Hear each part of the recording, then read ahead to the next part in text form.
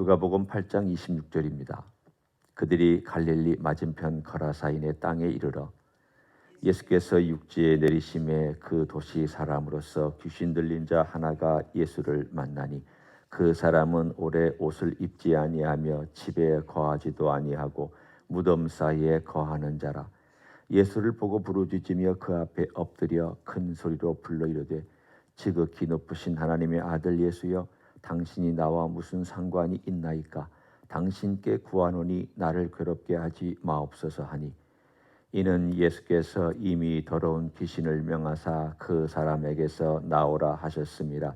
귀신이 가끔 그 사람을 붙잡음으로 그를 쇠사슬과 고랑에 매어 지켰으되 그 맨 것을 끊고 귀신에게 몰려 광야로 나갔더라. 예수께서 내 이름이 무엇이냐 물으신즉 이르되 군대라 하니, 이는 많은 귀신이 들렸습니다.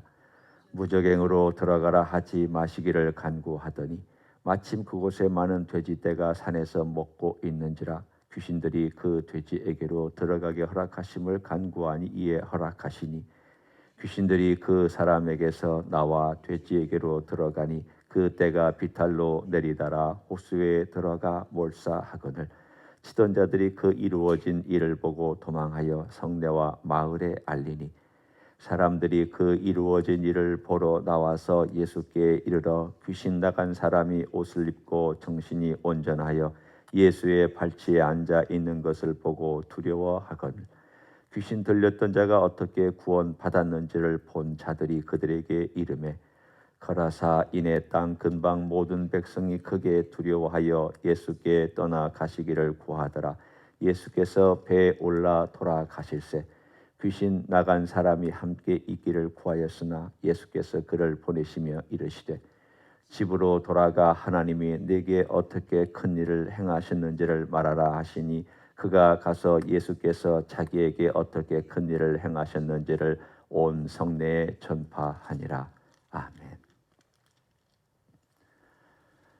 공간복음 세 군데에 나오는 이 말씀은 조금씩 묘사가 다릅니다. 어떤 곳은 2명의 광인이라고 나오고 또 지역을 가다라 지방이라고 얘기하기도 합니다. 그렇지만 우리가 보통 어떤 지역에 대해서 얘기할 때 명칭이 여럿 있을 수가 있습니다. 예를 들면 경남 지방, 호남 지방 이렇게 얘기하고, 또 구체적으로는 경상북도, 경상남도 이렇게 얘기하고 구분을 지을 수 있는 것처럼 가다라라고 하는 명칭이나 거라사인의 지방이라고 하는 명칭이나 거의 그 지역 자체를 얘기하고 있는 같은 지역입니다. 이 지역은 유대인들이 살기보다는 이방인들이 살았습니다. 우리가 잘 알고 있는 갈릴리 호수를 중심으로 보면 딱 반은 아니지만 여러분이 생각할 때 여러분의 방향에서 왼편이면 서편이고 오른편이면 동편이잖아요. 이 동편은 이방인들이 살았고 서편에는 유대인들이 살았습니다. 그러니까 예수님께서 이 호수를 건너 오셨던 지역은 이방인의 지역입니다. 유대인들이 전혀 없지는 않았겠지만 주로 이방인들이 주민이었고, 또 성에 사는 사람들도 이방인들이 주된 구성원이었습니다. 그렇기 때문에 이방인들에게 있어서 돼지는 굉장히 중요했습니다. 왜냐하면 먹는 것뿐만이 아니라 이들은 돼지로 제사도 지냈습니다. 유대인들에게는 돼지는 부정한 짐승이기 때문에 먹지도 않았고, 제사 지내는 것은 절대 이들에게 있어서는 안 될, 그걸로는 제사를 지내지도 못하고 먹지도 않았고, 그리고 치지도 않았습니다. 만지는 것도 그들은 거절했습니다. 그런데 이 이방인 지역에 왔을 때 오늘 본문에 있는 것처럼 두 사람을 만난 것처럼 보이고요. 그 두 사람 중에 한 사람이 오늘 여기에 대표적으로 이렇게 이야기를 하고 있습니다. 이 사람의 귀신이 들렸습니다. 그리고 그 귀신의 이름은 레기온, 군대. 그 당시 레기온이라고 하는 이름은 5,000명에서 6,000명이 되는 로마 군대의 이름을 레기온이라고 합니다. 군단이라는 뜻입니다. 요즘도 그런 말을 쓸 수도 있겠죠. 군단이다, 여단이다, 사단이다 이런 말들 쓰잖아요. 그러니까 몇 명이냐에 따라서 군단이 될 수도 있고 사단이 될 수도 있고 좀 작으면 여단이 될 수도 있습니다. 이 많은 귀신들이 그 두 사람 속에 들어가 있었습니다. 오늘 여기 나와 있는 대로 그냥 한 사람이라고 제가 얘기하겠습니다. 그러면 도대체 얼마나 많은 귀신이 들어갔느냐? 우리는 모릅니다. 성경에 또 오늘 거기에 많은 귀신이라고 되어 있습니다. 대표가 되는 아마도 이 대표가 말을 하는 것 같고 그 외에 많은 귀신이 그 한 사람 안에 들어와 있는 것을 볼 수 있습니다. 이 영적인 세계는 주님께서도 말씀을 많이 해주시지 않았고요. 구약에서는 더더군다나 자세하게 나오지 않습니다. 악령에 대한 이야기는 사울 왕의 이야기 가운데 조금 나오고 나머지 사건 속에서는 그렇게 나오지 않습니다. 악령이 사울을 괴롭혔다. 이런 표현을 보면 굉장히 구약에서도 적극적으로 활동했던 것이 분명한데 성경은 그것을 자세하게 기록하지 않은 것은 쓸데없는 데에 관심을 둘까 봐. 신앙이 어린 사람은 둘 중에 하나입니다. 너무 거기에 쓸데없이 신경을 써가지고 그것 때문에 정작 중요한 신앙에 관심을 두지 않거나 아니면 그것 때문에 무서워서 벌벌 떨거나 아마도 구약에 있었던 그런 사건들이 자세하게 기록이 되지 않은 걸 보면 하나님께서 우리에게 알려주시지 않았던 이유 때문일 것입니다. 그런데 예수님 때 이것이 자세하게 나오는 편입니다. 예수님이 이 땅에 성육신으로 오셨을 때 귀신들이 더 많이 활동한 거 아닙니다. 여러분 그렇지 않아요? 그 근거가 뭐냐면 오늘 본문에서도 나옵니다. 뭐라고 나오냐면 귀신들이 예수님께 간청합니다. 우리 괴롭게 하러 오셨냐고. 지금 때가 아니지 않냐고. 지금 제가 설명을 더 붙이는 겁니다. 그래서 괴롭게 한다는 것은 뭘 의미하냐면 자기들이 현재 누리고 있는 권세와 권한을 빼앗아 간다는 것을 의미합니다. 모든 권한은 하나님이 주신 거고 하나님께서 한계를 주셨습니다. 오늘 이 모든 내용들을 쭉 살펴보면은 이 모든 것을 하나님께서 통치하고 계시는구나. 모든 권세가 예수 그리스도의 그 통치 아래 있구나라는 것을 알 수 있습니다.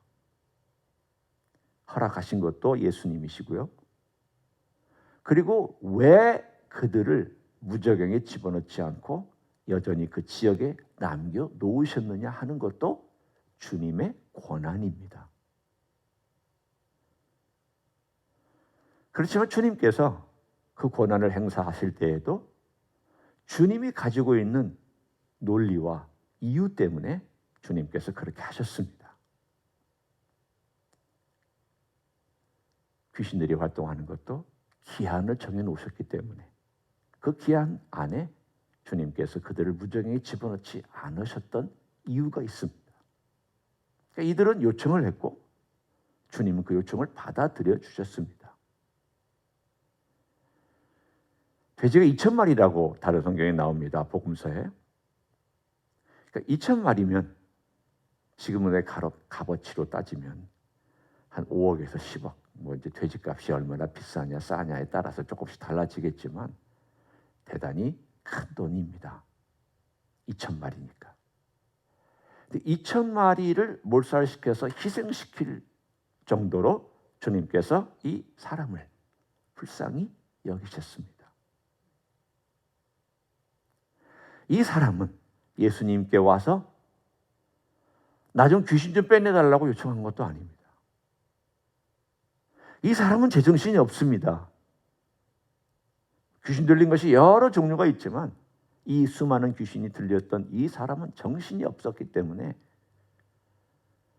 사람이 행사할 수 없는 엄청난 힘도 가지고 있었고 미친 듯이 살았고, 그리고 우리가 흔히 얘기하는 이 봉분이 있는 무덤이 아닌 굴이 있는 무덤가에서 자기 집처럼 살았습니다. 그런 제정신이 아닙니다.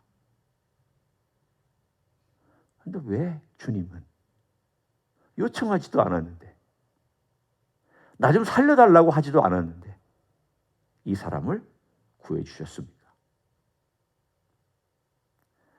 오늘 이 사건은 예수님의 주도적인 긍휼에 대한 이야기입니다. 예수님의 긍휼은 정말 그 앞에 찾아와서 주님 앞에 은혜를 구하고 도움을 요청하는 사람들에게도 내려지고, 불쌍한 사람들에게도 주님께서 찾아온 불쌍한 사람들, 환자들, 아픈 자들, 그리고 힘든 자들에게 내려주셨지만, 주님께서 의도적으로 정말 인생 가운데 가장 비참한 사람들을 그들이 요청하지 않아도 구해준 이야기가 있습니다. 여러분, 요한복음 5장에 보면 38년 된 환자가 나오는데, 이 38년 된 환자도 예수님께 나 좀 고쳐달라고 요청하지 않았지만 고쳐주셨습니다. 오늘 이 거라사인에 있는 이 광인도 주님께서 귀신 나가라고 명령하셨습니다. 주님께서 이 사건을 통하여서, 그리고 특별히 누가가 보여주고 싶은 사건이 있습니다. 봐라, 하나님의 아들이, 귀신들이 얘기하는 하나님의 아들이, 지극히 높으신 하나님의 아들 예수께서 이방인의 땅에 가서,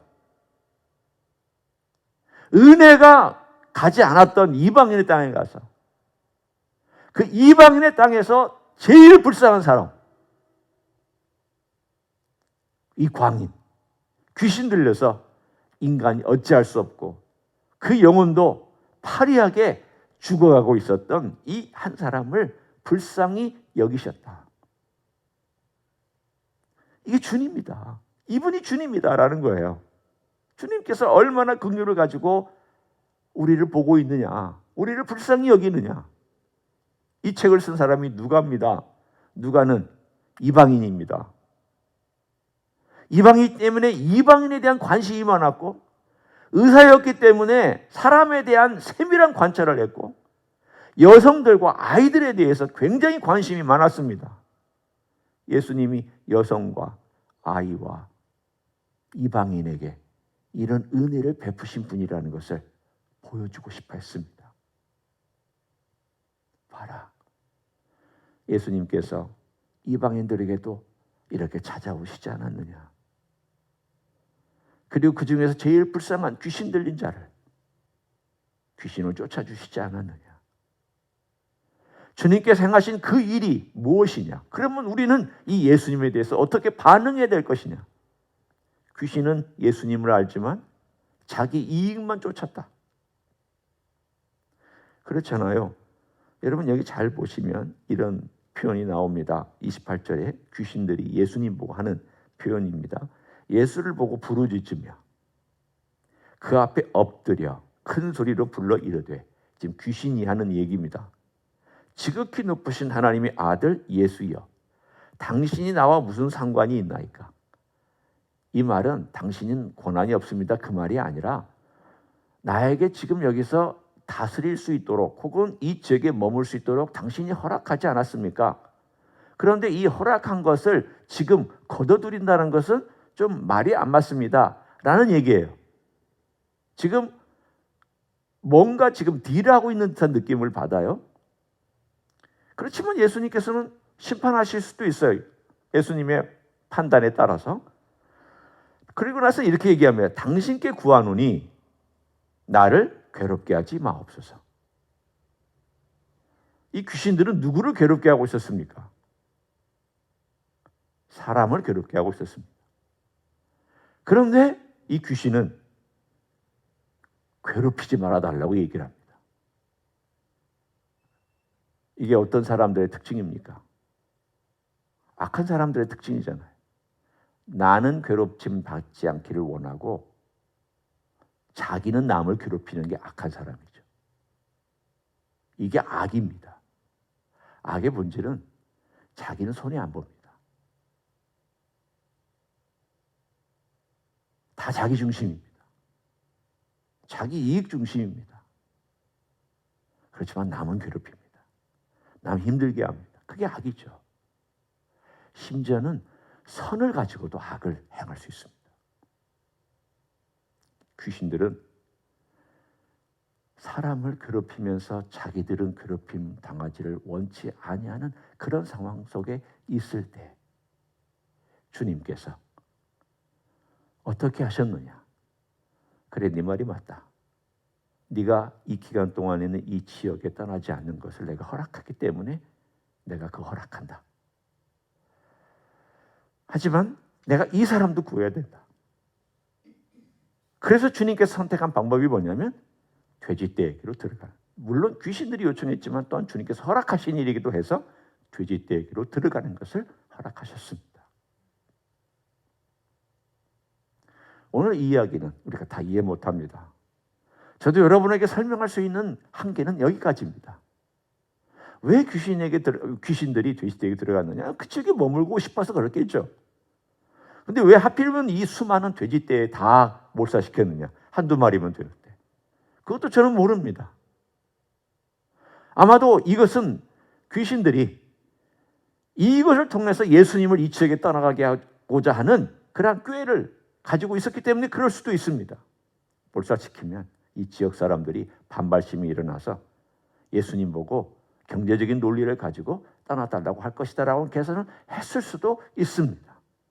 그런 모든 것을 주님이 모르고 하신 것이 아닙니다. 다 아셨지만 한 영혼을 구원하시기 위해서 다른 사람들의 재산이 손해가 나는 10억, 5억이 없더라도 한 영혼이 중요했기 때문에, 그리고 그 지역에서 주님께서 나가달라고 하는 말을 들을 수도 있었지만 그럼에도 불구하고 한 영혼이 중요했기 때문에 주님은 그 일을 행하셨습니다. 복잡합니다. 이 사건은 가만히 보면 단순한 것 같은데 영적인 세계의 그 복잡함과 예수님의 권세와 말씀으로 다스림도 나타나지만, 그러나 또 귀신들의 하는 행동도 허락해 주신 것도 나타나고, 우리가 잘 알지 못하는 무적행이란 장소도 나타나고, 많은 것들이 동시에 나타납니다. 그러나 중요한 핵심 한 가지입니다. 주님께서 이 모든 것들, 우리가 알지 못하는 모든 것들을 다 다스리고 계시다는. 주님께서 바로 이런 분이라는 것을 오늘 우리에게 말씀합니다. 그래서 한편으로는 내가 주님을 얼마나 알고 있을까? 귀신들도 알고 떠든다고 그랬는데 야고보서에 보면 나는 예수님을 알고 떠드는 것이 아니라 내가 예수님을 알고 얼마나 고백하고 살아가는가.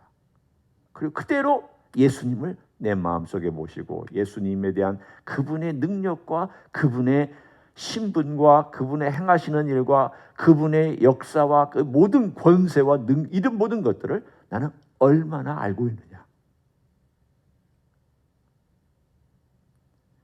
오늘 우리에게 도전합니다. 이제 이 귀신 나간 사람이 예수님의 발치에 앉아 있었습니다.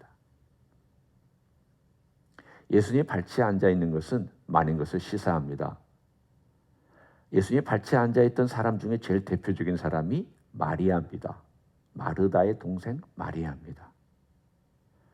가장 가까이 예수님을 모셨던, 가까이 있었던 사람의 대표적인 이야기죠. 오늘 이 사람도 예수님의 발치에 앉았습니다. 그 말은 예수님이 하시는 말씀, 예수님의 은혜를 베푸신 그 은혜, 그리고 예수님 그분이 자기를 구원하셨던 것에 대한 감사, 모든 것이 발치에 앉아서 그분의 말씀을 듣고 있었습니다. 그리고 이 사람이 저도 예수님을 따라가면 안 될까요? 했을 때, 이방인입니다. 이 이방인에 대해서 주님께서 허락지 아니하시고 집으로 가라. 그리고 하나님께서 내게 어떤 일을 행하셨는지를 말하라. 그리고는 돌려 보냈더니 그가 예수님께서 행하신 일을 그 지방에 전파하였다고 나와 있습니다. 나중에 이 장소들은 다 복음으로 사도들이 다녔던 장소가 됩니다. 다 복음을 향하여서 많은 사람들이 온 유대와 예루살렘과 온 유대와 사마리아와 땅끝까지 갈 때에 제일 처음에 복음이 퍼져나갔던 지역들이 어디냐면 사마리아와 갈릴리 지역으로 복음이 제일 먼저 퍼져나갔을 때에 오늘 이렇게 복음을 처음 접했고 소문을 들었던 사람들의 많은 사람들이 주께로 돌아왔을 것입니다. 주님은 이런 분입니다. 오늘 하루도 우리 주님을 좀 묵상하며 그 주님께서 이런 분이라면 내가 어떻게 살아야 할까? 이런 분을 내가 어떻게 올려드리며 인정하며 살아야 할까? 이런 분을 내가 얼마나 의지하며 살아야 할까? 그거에 대해서 오늘 하루도 집중하고 생각하고 오늘도 주님의 은혜와 능력과 권세 앞에 이렇게 발치에 앉아서 주님을 바라보는 여러분 되시기를 예수님의 이름으로 간절히 축원합니다. 기도하겠습니다. 주님, 세상에서 제일 불쌍한 사람, 귀신이 들린 곳, 가장 정신이 미쳐서 누구도 도와줄 수 없었던 인간의 힘으로는 제어도 안 되고 치료도 안 되고 도움을 줄 수도 없었던 이런 사람을 주님께서는 말씀 한마디로 도와주셨습니다. 주님은 그런 분입니다. 말씀으로 온 세상을 다스리시는 분이며 영적인 세계의 모든 권세를 다 갖고 계시며 다스리시는 분임을 믿습니다. 주님이 허락하에 모든 것들이 움직이고 주님의 허락하에 심지어는 악한 영들도 활동하고 있음을 믿습니다. 주님의 권세는 또한 사랑 가운데 불쌍한 사람을 도와주시고 긍휼을 베푸신 은혜의 주님이신 줄 믿습니다. 이런 주님이 나의 주님이며 우리의 주님이시니 감사합니다. 내 인생의 주인이시며 나의 삶을 인도하시는 나의 목자가 되시니 감사를 드립니다. 오늘도 그런 주님 앞에 찾아온 종들을 기억하옵소서. 기도를 기억하여 주옵소서. 그러한 모든 간절한 사연들을 주께서 받아 주시옵소서. 은혜 가운데 역사하시고 말씀하여 주시옵소서. 이제는 우리 구주 예수 그리스도의 은혜와 하나님 아버지의 극진하신 사랑과 성령 하나님 교통하심의 역사가 말씀으로 모든 것을 통치하시며 다스리시며 명령하시며 또한 긍휼을 베푸시며 도와주시기를 원하시는 우리 주님 앞에 나온 종들 위해 그리고 주임지 히스교회 위해 이민교회들 광국교회들과 선교사님들 위해 이제로부터 영원히 함께 하실지어다. 아멘.